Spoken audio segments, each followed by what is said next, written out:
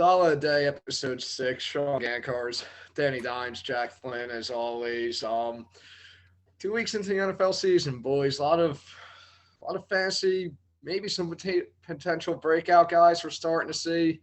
Some couple duds we're starting to see. Still very early in the season. A lot of league left, a lot of time left, but hey, week 3 coming up. Jack will get into a recap first, but first things first. Dan, another Thursday with West Virginia football here tonight too. How we doing? Let's go, boys. I mean, not the start to the season that we hoped for, but another Thursday night game I won't complain about. Jack, say what I know you want to say right now. It felt good beating you last week, Gank. Oh man, never felt better to be 1-1 and to kill you with Trey Lance only getting 2 points on my team, and I still beat you. It's great, great feeling. He didn't even have a big week. No, like you were Juju. just that bad. It was nice. Guys like Juju just not giving me the start I need on Thursday. I learned Matt Ryan absolutely needs Michael Pittman because to go from 350 yards in the air to that was just brutal for me. I don't expect much from Matt Ryan, but when he gave me 350 touchdown, a 20-point fantasy game, I was fine with that. But 0 touchdowns, 3 interceptions, fucking 3 fantasy points to match Trey Lance, even though he got hurt. It's not how you draw it up going into that matchup. Against the Jags too. It's just awful. Maybe the Jags defense is a little better than what we're giving them credit for right now, too. Yeah. They got some dudes on that defense. Josh Allen, as good of a quarterback he is, people forget about the linebacker, Josh Allen, over there at Jacksonville. My man could play. I said to my friend the other day, how funny would it be if both the offensive MVP and defensive MVP are both named Josh Allen? Yeah, right. That could happen. I mean, he's coming to play this year for the Jags. And I'm so, like I said, I want to say this Jags are this great defense, but maybe they are a little bit better than what we give them credit for. They do have pieces there. But other than that, I mean, to go on top of it too, like I said, Juju was not good for me.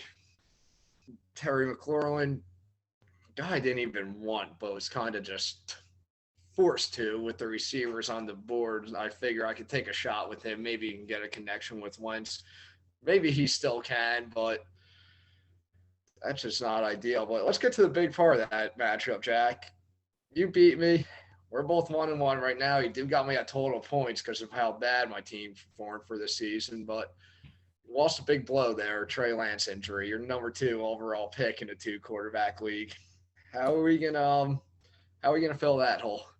It's going to be tough. I'm hoping Justin Fields throws more than 5 passes a game, so maybe he could help me there. But I don't know. It's not looking good there. I even picked up Joe Flacco to help me out this week. So we'll see. We'll see what we do here. But speaking of injuries and MVPs, I'm gonna switch my MVP since mine's out for the season, and I'm going with the more elite rushing quarterback with Jalen Hurts. Kind of hoping he could take my team and make me win something at least. We'll see. I do love Jalen Hurts this week. These rushing quarterbacks, between him, Josh Allen, Lamar Jackson, one of them's going to win. That's for sure. Yeah, I mean they're all off to great starts.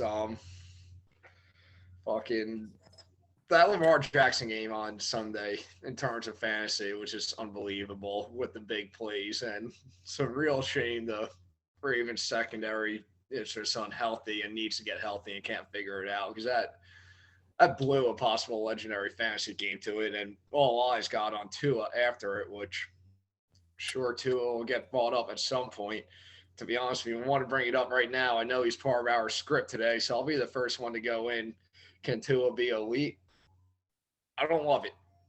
Maybe he will prove me wrong. I've been shitting on the Dolphins in this offense the whole time ever since we started this podcast. And I will open the door a little bit saying it is open to prove me wrong, but looking at that game for the first 2.5, 3 quarters of that game, he was still the two I expected him to be. He was not really doing anything to impress me. And I'm not going to let one monster fourth quarter against the worst ranked pass defense last year, who's already the worst ranked pass defense this year, really change my mind and fully commit on Tua yet. The two guys I will buy in on is Tyreek Hill and Jalen Waddle. Yeah, maybe they'll do enough for that spot to get theirs, but I still don't think Tua is the guy at quarterback. Yeah, I've been a guy that shitted on Tua too a lot. I never really thought he was bad, but I more of the fact I'm shitting on the Dolphins for passing on Herbert to get Tua. But if Tua's going to play like this the whole year, I got to see more consistency from Tua. He, it's not going to be every game where they're going to be down, and he has to just throw Hail Marys just to get him back into the game. So I don't expect him to throw, 5 touchdowns, every game. But I do like, the ceiling that's there. The sky is the limit for, Tua. He does have 2 of the most explosive receivers now, on his offense. So if they're going to be in a lot of shootouts, I got to see this more on a week-to-week basis from him. So I'm not ready to call him elite yet. That's for sure.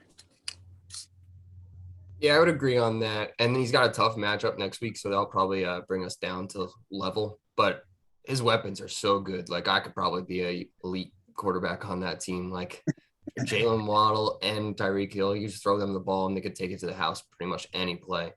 And then the running backs aren't bad either. Chase Edmonds and Raheem Mostert. It's not a bad combo.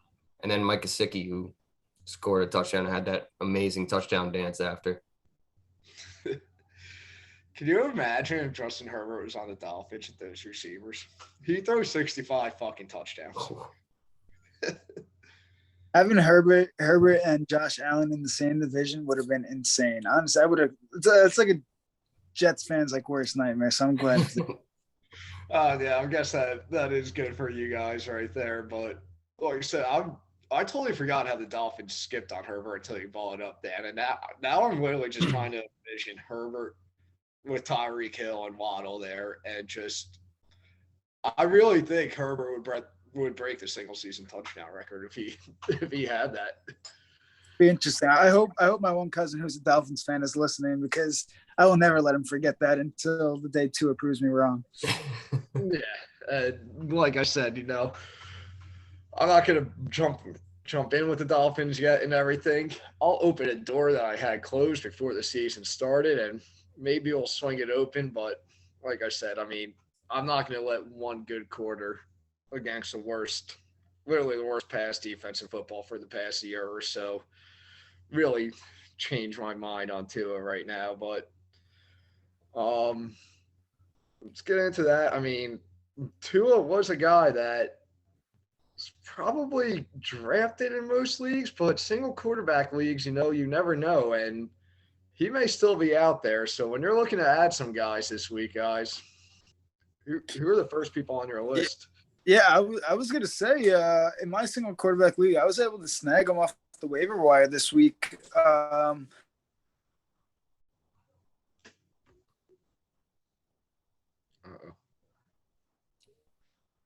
Dan.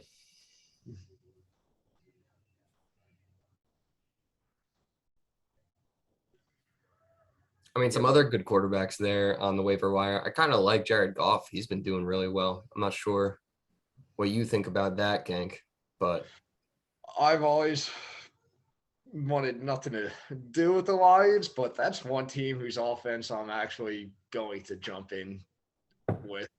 Because a guy like Amon-Ra St. Brown, who's also having a big year, obviously drafted, you're not picking him up, but he is a receiver I didn't want. But a guy like Jared Goff, I mean, if he's there, yeah, I'm looking into him, because this team is scoring 35 points a game. What, back-to-back weeks I've hit at least 35. Another favorable matchup, I believe, this week against the Vikings.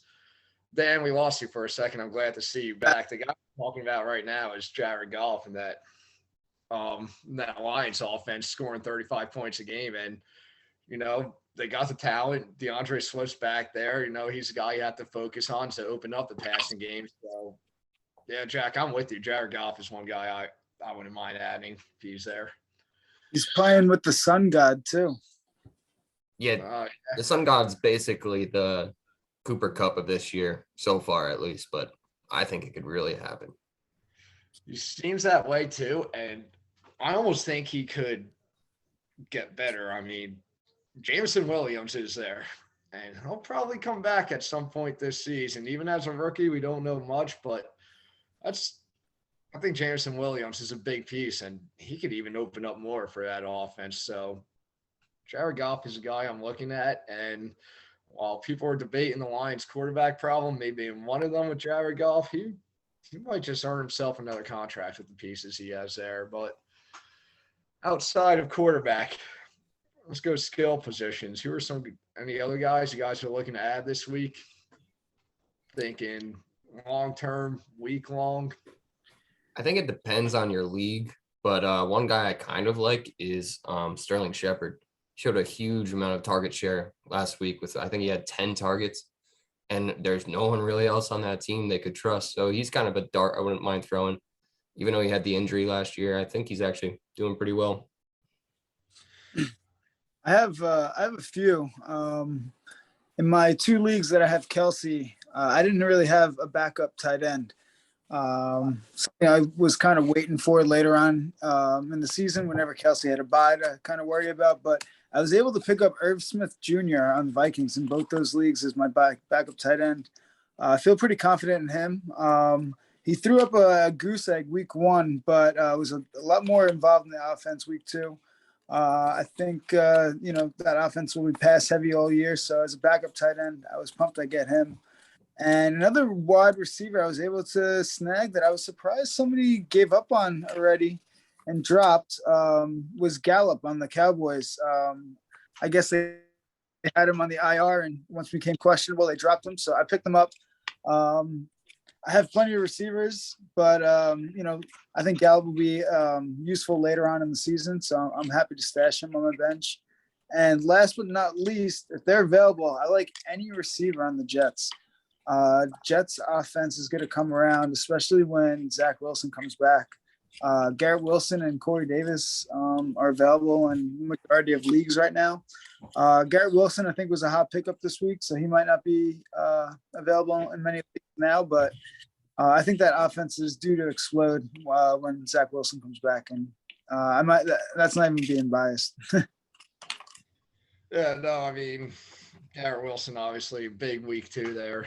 Against Cleveland, a big reason why the Jets were able to come back and win that game. But I'm not going long term here, and maybe at this point he might not be out there. Dan, I picked him up last week in our elimination league. But if you need a guy for a spot start, I mean, Russell Gage with the Mike Evans suspension, no way Godwin's ready to come back yet. And with the Julio injury, even though against a tough Packers team, Russell Gage has a chance to be Tom Brady's number 1 wide receiver this week, and that alone almost seems worth the start, especially a guy like him. He ain't the downfield threat that Michael Evans and Julio Jones is. He's your Julio Letterman underneath guy that could just catch passes for Brady left and right, and you know what Brady could do with that. If you're in a PPR league, I love that start. And as for a backup tight end, that Jack in our league, I actually just picked up about an hour right after our trade went through pretty much. Looking at Evan Ingram, I mean, Christian Kirk has obviously been a stud. He's a candidate for a breakout wide receiver year over there in Jacksonville, but Evan Ingram right there is number 2 in targets on that Jacksonville team right now. And, PPR league, when tight ends are thin in fantasy to begin with, if you're in a PPR league with him, he's going to get his look, he could get his catches, and he could be a consistent 10, 11 point scorer from you as long as he keeps getting the looks he's getting right now. He's catching the ball. That was his biggest problem. Yeah, I know. It's 11 of 12 targets. He's got like a 92% catch rate. Like, that's unheard of for Evan Ingram. So that's a good pickup. Yeah, I mean, I want to go back to what you're talking about with Russell Gage and some of the Bucs receivers. They just signed Cole Beasley. You think he's worth a pickup, off the waiver? And actually, you can probably get him as a free agent. I could stereotype this so much, but if Cole Beasley's playing for Tom Brady, yes, he's worth a pickup. Yeah, no. As soon as I saw that, I picked him up in one league. Yeah, you know what those type of guys do with Brady, and Brady does get them the ball. I mean, not for nothing. You can look at the Danny Amendolas, the Wes Welkers, like all those guys had great careers with Tom Brady. And the second they went to a different team, they nowhere near the numbers they were getting with Brady. And Cole Beasley and Tom Brady, that makes sense. That feels like a good fit. Could be worth the spot start right there. And the fact that they signed him really, I mean, like I said, Evans is suspended. Godwin's injury, I think Godwin misses this week. I think he even may miss one more next week before the Bucks even try again with him. And with him being signed, it's starting to sound like Julio Jones is probably out this week too. Then, so if Julio's out, Beasley seems worth their start. I think that's all he is, though, is just a spot start.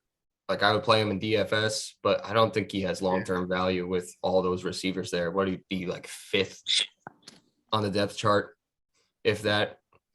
So that's the only, like, I like him for a spot. If you need a spot start, definitely, or in DFS when he's cheap. But other than that, I don't know. We'll see. Speaking of Brady, how cool is it to see him yelling and all pumped up again? Like, I was always a Brady, hater, but I'll never get tired of seeing him, get all angry and pumped up like that. That's always loved Brady. Even before the Giants did it twice to them, I don't know. I just always liked the guy, respected the guy. I'm big when people dominate in their sport. Like, I feel like a lot of people want to call those guys assholes or root against them because they're tired of seeing it. I'm one that's always going to respect that. Like, you could dominate your sport for that long as you're doing. Like, I'm going to love it. I'm going to root for you. I'm going to keep watching it because people won't realize it, or people don't usually realize it or respect it until they're out of the league. So as long as Brady's there, I'm going to love him. His on-off field issues this year or whatever, it doesn't matter because Tom Brady's still Tom Brady. He's going to come out every single Sunday. He's going to compete. He's going to give you your best effort. And not for nothing, the guy's kind of a notorious slow starter in September. And I think the way this Tampa Bay's defense is playing, looking like one of the league's best, these receivers for Tampa Bay will be healthy come October too, middle of October and everything. And that whole offense is going to light up. And Tampa Bay will probably look like the team to beat in the NFC, even though the Eagles, I think, are skyrocketing in my book. Well, I think a team in the NFC got a big upgrade this week. Ironically, due to injury, we brought it up before. The Trey Lance. I personally think with Jimmy G, the 49ers are a way better team and can possibly make a Super Bowl run now. With how bad the NFC is this year compared to the AFC, I can see them going on a deep run again, and I already put money on them to go to the Super Bowl. Not win the Super Bowl, but go to the Super Bowl. And I think that's what they were missing was that just competent quarterback. And there were so many questions with Trey Lance. Now that they have their guy, I feel like it was almost destiny for Jimmy G to stay there just for this reason. And like there's some funny stories in the NFL, and I don't know. I can just see a way where the 49ers end up winning. So, like, I wouldn't be shocked by it. I kind of made this argument with Gank. We were arguing over Kyle Pitts and George Kittle, who's better. And I was like, well, George Kittle just got a quarterback upgrade. And I know I'm huge on Trey Lance, but it was more for fantasy value for himself. And I think I've said this before, rushing quarterbacks are not good for their weapons. So yeah, it definitely improves their team, I think, but not the fantasy value. No, I agree. I mean, that's the thing with George Kittle too. Like, we're talking about a tight end that has consistently for the past few years has been, a top 3 tight end off the board in all your drafts. And, the whole Trey Lance thing, the work and injuries, there definitely were a lot of question marks, with drafting George Kittle. But every single person that drafted George Kittle on their team probably feels a little bit fucking better about themselves right now, because I think his value has just skyrocketed. I think with Jimmy Garoppolo, I'm kind of with Dan here too. I think the 49ers have a much better shot at possibly winning a Super Bowl with him. It's crazy to think a guy could be one game away from getting you there last year. Nothing's really changed with him, and you're just going to switch for your other guy that really showed you nothing. Like, I don't know. I think patience is a virtue.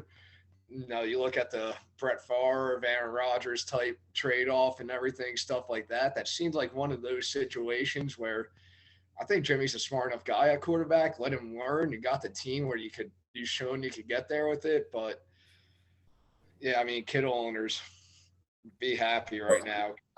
I'm kind of glad you brought Pitts up and compared Kittle to him, because I need to get some. I'm so sick and tired of people thinking that Pitts is a top 3, even a top 5 tight end. And I only bring this up because of Jack.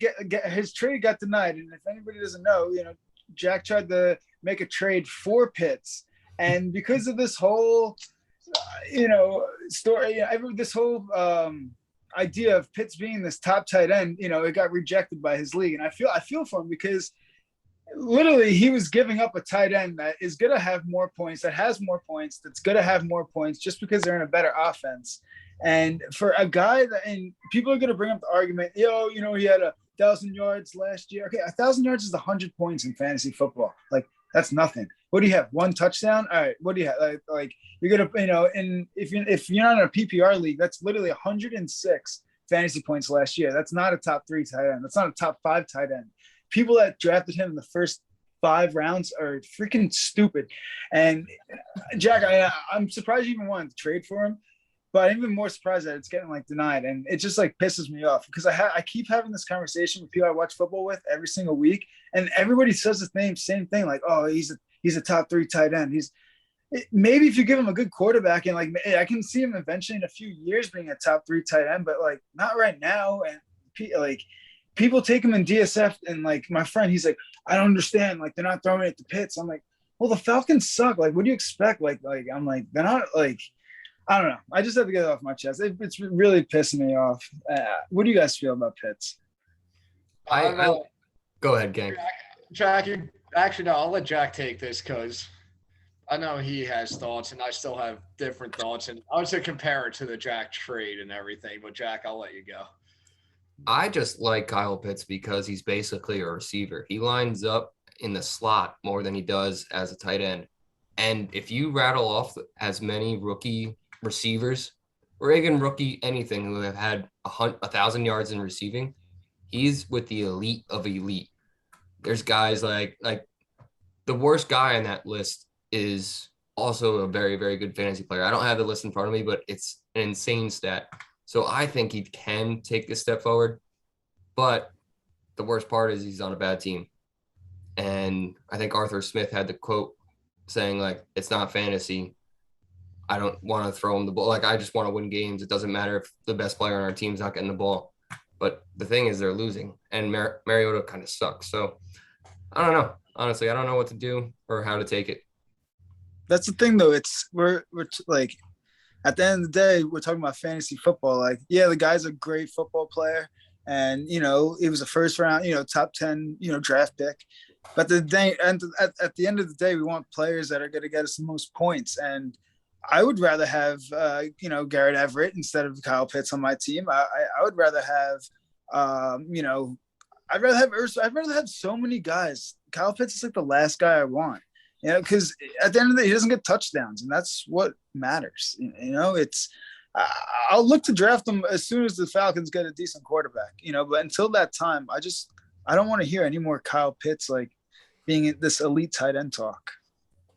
Yeah, I'm still a Kyle Pitts backer. I mean, we're talking only 2 weeks into a fucking season with a new quarterback under the realm for the Falcons and everything, and all this going on. So I'm not ready to fade picks. I'm still a firm believer that Pitts is gonna finish as a top 5 tight end. Still a firm believer that when it's all said and done, he'll finish higher than Gerald Everett as a tight end. And to be honest, this week against Seattle, right here, the door's open for him to kind of hopefully find a little rhythm. Mariota found rhythm with the rookie Drake London. That alone's a big start. If he could get open, not even Drake London's doing what he's doing to start the season, that's going to open more plays up for Pitts too and everything, take a little focus away from him, because right now all the focus is on Kyle Pitts, and it's going to be hard to get him the ball because everybody knows he's their best receiver, best playmaker coming in. But the second Drake London keeps doing what he's doing, All of a sudden you got two guys there. Now you got to pick one or the other. Like the door is going to open for Pitts. He is that talented. He is that good. And, I'm sorry. Like, I know it's a rough 2 weeks if you're a Kyle Pitts fantasy owner. But like I said, new quarterback, new offense and everything. Be a little patient with him because he is that good and he will be more than fine in it. If you can't score a touchdown against Seattle, I don't know who he's going to score a touchdown against. And I don't need a touchdown, but if you have a tight end in a PPR league and you're getting me 7 catches for 80 yards and 15 points out of your tight end, I'm taking. But he's that. not even doing that. He's not even doing that. It's Burton's week too. I'm not jumping the gun on Pitts yet. I'd be very happy to have him on my team. I would say I'm in that league. I did not veto the trade. I was not part of the vote. Everybody else took care of it, unfortunately, for Jack. But yeah, how do we feel about vetoes? Let's get into that because Jack was even doing him a favor by throwing him in a running back when Chase Edmonds. I thought that was just nice of him to do. Yeah, well, Chase Evans is about to be the backup in Miami. It's Raheem Mostert's team, which is a fantasy ad, by the way. If you people are looking, Miami is ready to turn to him and be their starting running back. Yeah, we'll see. I actually picked him up too, but I kind of want to get into how much we hate vetoes, or how much I hate vetoes, at least. I'll let you rant first if you want, because I don't hate vetoes, but I think they're meant for leagues where you're with a lot of people that you don't know. Like if I'm in a league with I only know 3 people and the other guy knows 3 people, then there could be collusion. Like the only reason vetoes should be a thing is for collusion. And I think that they shouldn't just be a thing at all because that will endorse trading. Like if it's a Thursday night right before the game and I'm like, oh, I think this guy's going to go off. Maybe I could trade for him right now. But you can't do that if there is a window of vetoing. And I think trades just make fantasy football more fun. And without vetoes, more trades equals more fun, personally. I mean, I've traded in all my leagues for the past few years. Fucking part of the first 2 actual accepted trades in our league this year, you being one of them, Jack. Yep. With that said, I know what you're saying with collusion. I know all of us have been, very close and good friends for fucking years. But when it's all said and done, I mean, I trust everyone. I think everyone trusts everyone. But when you talk about collusion, you do a trade like that, like the bottom line is too, when you're talking money, as much as I love all of us assholes like us too, who is to say you two still aren't talking and we'll just never fucking bring it up? Because, 2 people can still back each other and it's something that'll never be known. So, like, I do think vetoes have to be part of a league just to avoid it. But at the same time, too, unless it's something completely ridiculous, which I said yours was borderline, so I'm still high on Pitch, but I also told you I wasn't going to veto it, and I didn't. Everybody else is kind of did that. You didn't need to. It got vetoed within an hour. Yeah, it did. Like I said, I mean, usually I'm one that does great. People agree to a trade, I'm good with it, unless it's completely ridiculous. But I do get why vetoes are there. But at the same time, I think people need to, people in general, most fantasy leagues, they need to open up their brains and minds more before they just fucking slam a veto button. Yeah, I always, kind of thought if the 2 people agree to it, why not? They agree to it, so that's a trade. But if it is, on ridiculous terms, obviously, commissioner has to step in, league has to, step in. I'm all about democracy, honestly. If enough people think it's ridiculous, then, whatever. But all the leagues I'm in, it's actually by all the trades are just reviewed by the commissioner. And I trust all the commissioners that the leagues that I'm in, for them to make good judgments. So if they're okay with it, I'm okay with it. Other than that, I'm not really a guy to, if I am in a league where there's a veto rule, I usually just don't vote against it, unless it is ridiculous. But now, Jack, that's definitely unfortunate, man. I thought that was a great trade for both sides. But unfortunately, not everybody sees in the eyes of a dollar boy. Yeah, like I said, Jack, I mean, I'm glad I didn't veto it. I'm glad I cover myself here. The more I look into it, the least bad I think it was. Because here's the thing: Chase Evans was a waste. I'm sorry. Like I don't even think people really looked at him. I don't think he's gonna be starting for Miami in the next week or two. But the more I do look at it, the more I and this guy I actually want to talk about in terms of fantasy right now too. The more I do think, Jared Everett does have a shot at actually finishing top 10 in fantasy. Like I said, as of right now, once championship weekend comes, week 17, I would still bet money that Kyle Pitts is higher. But the tight end position, as we've been saying, it's a crapshoot every year. And I am willing to think that Everett can be top 10 this year, and he could be a guy that some people wish they had. And if he's still on the waivers in your league, go get him. But Yeah, there's a huge correlation between good tight ends and good quarterbacks. And if you think about it, it makes sense because most quarterbacks aren't targeting their tight end right away. Most quarterbacks that'll be their second or third read. And shitty quarterbacks don't go through their reads quick. But like guys like Herbert or Pat Mahomes, they'll go through their reads pretty quickly and then they can target the tight end. And he's just there. And like I said, the more I think about it, the more, hey, when it's all said and done, you might be happy this trade got vetoed. It's very true. Thinks he will be if you ask him about Kyle Pitts. So that's what. All right. What the hell else? Oh, actually, here's one. Danny wrote this topic. This is one I'm very interested to talk about. It's really gets to our daily fantasy. I'm probably going to bring him up again, but Kirk Cousins. Oh God. Let me just say, fantasy aside, I'm so happy the Jets didn't sign him and waste all that money on him years ago. To have to watch him be the Jets. I mean, he's on a team where he has a lot of good weapons and a running back. Can you imagine him being the quarterback of the Jets? Like, talk about brutal. Thank God we didn't have to go through that. But the Vikings have done everything to put skillful position players at each position on the field. They have an elite running back, elite receivers. They have a great defense. Kirk Cousins is the only thing that's holding that team back. I mean, am I crazy, or is that a Super Bowl team if they have a different quarterback? It's just prime time, Kirk. He just can't show up in prime time.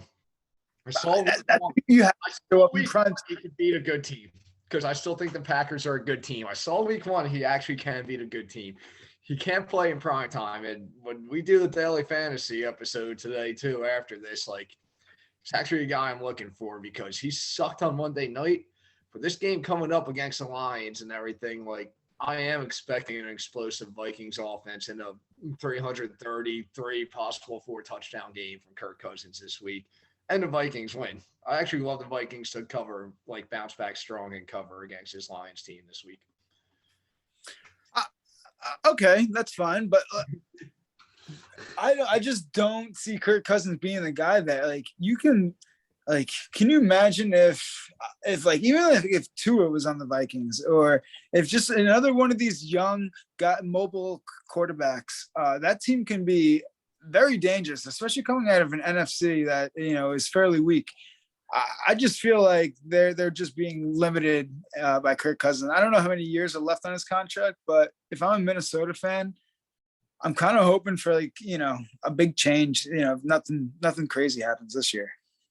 I still think he's a good quarterback. He's definitely top 15. Like, I'd rather him than Daniel Jones, Zach Wilson, even. Like, there's so many guys I'd rather him as my quarterback for the year. For the year, not for the future, for the year. I'd rather Kirk than a lot of people. It's funny because, I mean, this Jets offense with these weapons, I think Kirk could be a monster fantasy quarterback if he was actually on the Jets right now. I truly believe that. Because honestly, I think the Jets. What's that? You're saying with the Jets weapons, Kirk Cousins could be like, if Kirk Cousins was on the Jets right now, I almost think they have more weapons than the Vikings. I mean, you got your Justin Jefferson, your Dalvin Cook, and that's it. That's really it. Adam Thielen is fantasy. Thielen, Osborne. Irv I know. Smith. They got some dogs, and the defense is stout. I'm just saying they're a well-rounded team, and I just feel like Kirk Cousins. I don't know. I just feel like there can be a step up from Kirk Cousins that can take to the next level. I just don't see the Vikings ever getting to that next level with Kirkers. Yeah, I mean, I don't think they do either. I do think they take a step up this year, but Fantasy wise, I love him. Fantasy, I've always loved him. And I was looking at him in daily fantasy this week as well. But I don't know. I was just watching that game Monday night. I'm just like, he's not like I like the Vikings. I love all the skill players on the Vikings. Like I want to root for the Vikings, and I don't know. Kirk. It's like I see Kirk Cousins, and I'm just like, they're never gonna win. Let's talk a fantasy side of Kirk Cousins here, Ed. Jack, I'm gonna go to you once I get to this question here because it's an elimination league and you're the one of the three out of us not in this league right now. But Kirk Cousins is a big reason why the person that got eliminated in our league this week, Dad. I mean, when you need, what was it, 14, 15 points, if that, from Justin Jefferson, and Kirk Cousins plays as bad as he did and isn't able to get it to him, and all of a sudden you're chopped because Kirk Cousins fucking sucked this week. I mean, that's a tough break. That's brutal. With that said, Jack, Justin Jefferson hits the market. Elimination league talk. I mean, we're starting to get the strategy here. $500 free agency budget. Justin Jefferson goes for $425. What are your thoughts on that? I was just gonna say I'd throw 80% of my budget on it. So 80% of 500 is $400. So I wouldn't be that off of that. How much did Eckler go for? About 400 as well. No. Yeah, 400. Yeah, see, and I'd rather Justin Jefferson than Eckler. But if I was in an elimination league, I kind of want to save my money for other people to spend money, and then I could get better guys cheaper later, depending on my situation. I desperately needed a wide receiver in the elimination league. So I was actually the second highest bid for Jefferson. I bid $277. Kind of not expecting to get him. But I thought that was high enough out there to see, to give myself a chance. And Carson was only one to bid, higher, and he bid a lot higher than that. He could have got him for 300 if he wanted. But instead I got Mike Evans for $88, which I can't use him this week because he's suspended, but I love Mike Evans at $88. I feel like that's a steal. If I can just survive this week, I'm feeling pretty good. Yeah, see, that's the better strategy, especially in the beginning of the year, is to try to save your money and be able to use it more, because once less money is out of the pocket, your money becomes more valuable. So that's definitely a way to do it. Spent $5 on Russell Gage so far, so I like where my money's at. To be honest, the one bid I threw in this past week, actually, Jack, you've seen it. I had Trey Lance at quarterback, and this might get brought up during daily fantasy. Big injury, so Aaron Rodgers comes available. Don't really want him against Tampa Bay, but kind of my best option. I think I threw 30 or 35 at him, was simply not enough. So my decision, and I'm riding this in elimination league, and I'm waiting for Dan to talk shit about my team again, because every time he does, I score 120, and then I'm in the fucking clear with ease. But I'm riding with Joe Flacco this week. I was gonna say, Shoney, I think you're projected for the least amount of points. Are you a little nervous, or? Was Jared Goff available as Genks tuning out? I don't believe so. Because he's got a good matchup, like Joe Flacco. I don't know, against the Bengals. Yeah, there's still 16 of us left, so the quarterback choices are still very kind of slim.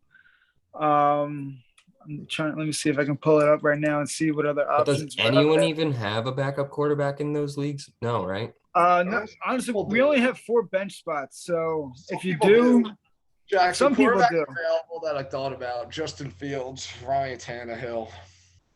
I'm going with Flacco. I mean, when he throws the ball 70 times a game, I think you'll be fine. I think Jameis is there. I forget who he's got this week, but Yeah, Jameis is playing against Carolina. He is. Yeah, Jameis and Baker are still there. James is still like a waiver claim right now, though, right? Yeah. He is. Yeah, if somebody wants to spend money for him, let him go ahead. If he's fucking free, I actually probably will pick up Jameis, but yeah, no, that elimination league it's a rush for sure. I keep having a lot of guys play on Monday, so it usually comes down to me and somebody else, and I don't like it. I don't like it at all. It's not fun. I wanted to go to bed. I had work on Tuesday morning at like 5 a.m. and I just wanted to go to bed Monday night. I didn't even care about the game, but I'm like, I got to see if I get I can't go to bed knowing if I didn't get eliminated or not. Yeah, unfortunately, Gabs, R.I.P. to Gabs, the lone, the one chick in our league. She bit the bullet this week. I thought she was going to go a lot further. Being that she had, Justin Jefferson, Mike Evans, Aaron Rodgers, she had a pretty solid team. But that's what happens. You just have one damn week and boom, you're gone. So, I mean, like I said, every week I've been worried. I have been a projected bottom 3 team to score, but like I said, if you look at the standings right now, I'm pretty sure I'm like 4th or 5th in total points. And the way I look at it, I love. Yeah, the way I look at it is both of us, we've had some down weeks, the first 2 weeks. We can only go up, eventually one of these other teams that's been ahead of us, they're going to have a bad week, and we can only have so many bad weeks in a row. So I think, don't worry, Sean, I think we're safe this week. There's some other questionable teams I saw out there. But yeah, we'll see. Fingers crossed.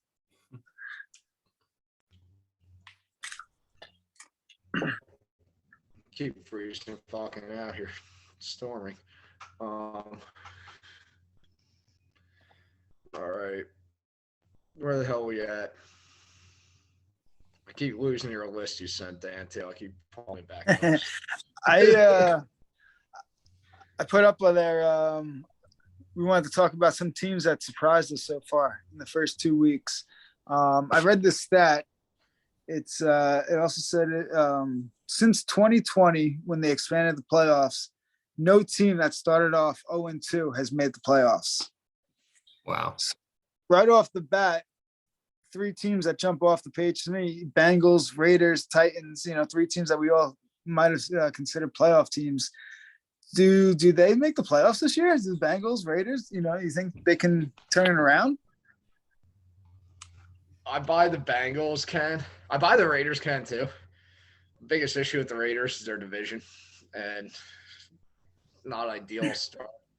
I do think the Bengals can, especially when you look at that division. Baltimore blowing that game's huge for them because, all of a sudden there ain't no 2-0 team in that division. You're only 1 game behind after 2 weeks. And, I know they got your Jets this week, but Bengals offensive line, as bad as it is, Jets ain't got a Micah Parsons or TJ Watt running at them. So I think this is kind of the game for the Bengals to maybe get on the right track here. And the Bengals defense, granted, against Cooper Rush and who was it, Jacoby Brissett, not the best quarterbacks.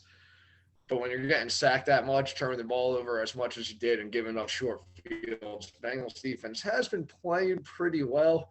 So maybe their offense could figure it out. So the Bengals are 1-0-2 team. I'm definitely not folding on, and I still like the Raiders. If you're the Raiders and you have all those divisional games left, starting 0-2 is not ideal. Yeah, I kind of agree with all of that. The Titans, their offense does not look great, and the Bengals, as long as that offensive line does a little better, they'll be okay. But if they don't, then I'm really concerned. I don't think they make the playoffs. They've allowed 13 games. What's that?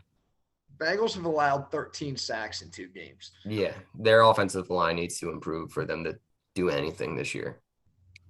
Yeah, it's not good. I honestly, with that division that the Raiders are in, I'm surprised the Chiefs got off to as hot as a start as they did. I think we both were kind of talking shit about the Chiefs, saying that they could potentially miss the playoffs, if they started out 0-2. But I don't know. The Raiders might have a hard time in that division. Bengals, I agree. They're definitely in the easier division. They can turn it around. Titans too. Their division is pretty weak, so you never know what can happen there. But yeah, it doesn't seem too promising for these 0-2 teams. That's an interesting stat. I've never heard that before, but very interesting. Yeah, ever since they expanded the playoffs, I forget what game I was watching. They popped that up.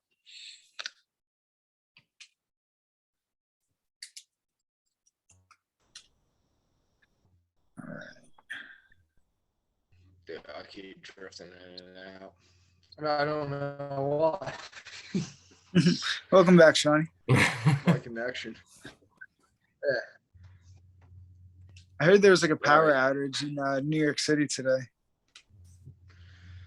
There's been some type of outage in my area all fucking day because, like, my TV and everything, too, is just constantly in and out. And, well, I'm a smart TV guy, so it's all on that. It better be good for when this West Virginia game starts. That's all I'm saying. That's all that matters. They got 30 minutes to figure it out. All right. Is there anything we are trying to hit before we stop this one and get to the daily fantasy pod here? Jets and Giants are back. Giants are back. Jets are getting back. I also just want to reiterate how much I beat Gank last week. I was going to mention how Shawnee was so quick to move off that topic. Before. Yes, he was. I mean, it's the long season. I think I see him again this year and everything. Oh, you will. Whatever. We're both not in the playoffs, though. You're not making the playoffs. We know that. Ooh. I'll say about that. I mean, 7 years in this league, I've only missed the playoffs twice, so I feel. How many times have you won it? What's that? How many times have you won the league? I don't think I've had, but I also don't think you've won it. So. Yeah, it's been a couple of years for me, but at least I have a couple under my belt. I'm say I'm not so sure you've won it since I've joined it, but I've also known that second place still pays, and I got a lot more of those than you do. Very true, Gank. Very true.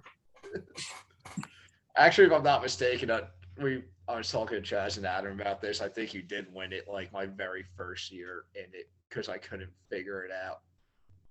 Like my first or second year. Because when Chaz, I think my first year in, you won. And then Chaz repeated. And I was like part of the second time when Chaz repeated and everything. And then I can tell you everything that happened since. But I was still drunk and high with Danny Dimes in college my first year in it. So yeah, we started that league back when I was like 12 years old. I think that's when I won it a couple of times. So can't talk too much shit. No, pretty. Like I said, I forget who because I was going through it the other day, but I did think you won it the first year I was in it, so I'll give you that. But sounds about right. Yeah, you did get me. You did get me this. Glad it's only week 2. Glad we have time. Glad I won week 1. Both sitting at 1-1 right now, so All's ain't gonna kill me here. Speaking of some fantasy games, is anybody still live in their survivor pools? No, I got out week 1. That was a quick. But if you give the double elimination, Jack, you weren't here last week, but my survivor pool is double elimination. It turns out, so I'm still in it. So we're playing. So yeah, we're all playing in my league. I had the Rams last week, who kind of gave me a scare towards the end.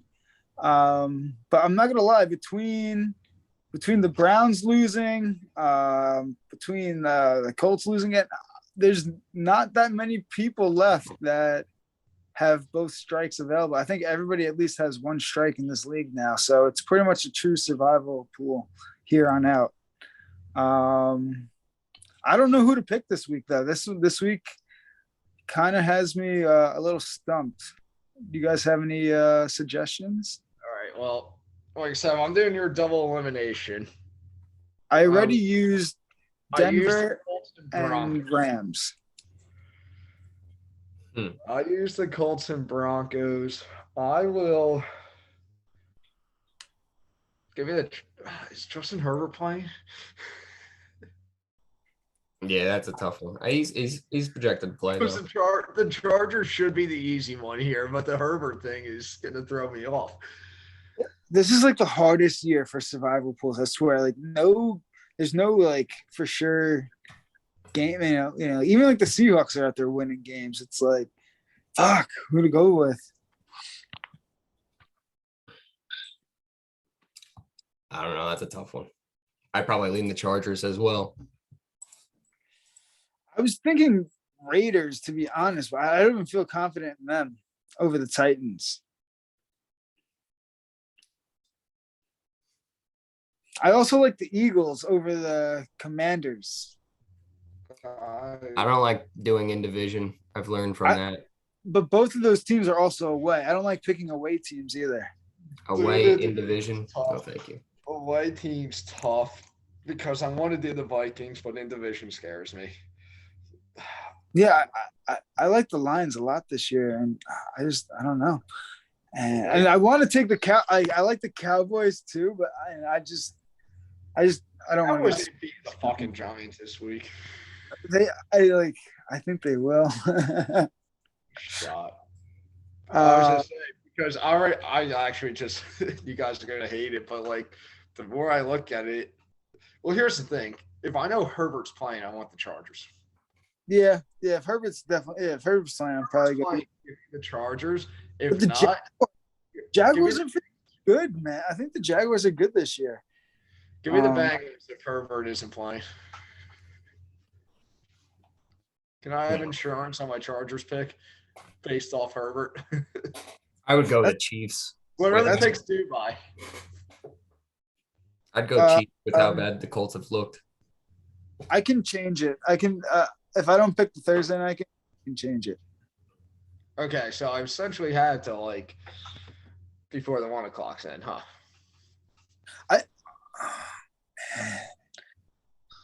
I'll be on record. If Herbert plays on the Chargers, if not on the Bengals, that's how I'm going this week. Well, I'm not going to pick against my Jets. I never pick against my own team. Yeah. And I think the Jets could win that game. We beat the Bengals last year. I think with Mike White. So. Yeah, I think the Bengals forgot about that. But I think I might go with the Eagles, honestly. I feel pretty confident with the Eagles over the Commanders. I know you said it, in division, away game, but the Eagles are looking pretty good. I actually like that too. Yeah, I would say the Chiefs. I feel like the Chiefs are the easy one, no? I think the Colts are notorious slow start. They're desperate for a win. If the Colts don't get a win this week, we're talking about them not making the playoffs. Well, luckily they play in that shit division, but the Colts for the past 3 or 4 years are notorious slow starters. They did that thing a few years ago where they were 1-5 and finished the season 10-6. Had it not been for a couple bullshit penalty calls, would have knocked the Bills out of the playoffs in the wild card round too. I'm gonna lock in the Eagles for now. Oof. And we'll see if my mind changes come Sunday morning. I do like the Eagles. I going against the little rule of divisional games there that we just talked about, but yeah, I don't feel confident. I'm not going to feel confident in any of my picks. So I'm kind of I think Jalen Hurts can have a big week, and I'm going to be taking him in FanDuel in a lot of lineups. So fuck it, I might as well just go all in on the Eagles. I like it. Go Bengals. Sorry. All right. Another team desperate for a win. Speaking of DFS, should we get in on that or? Hold on.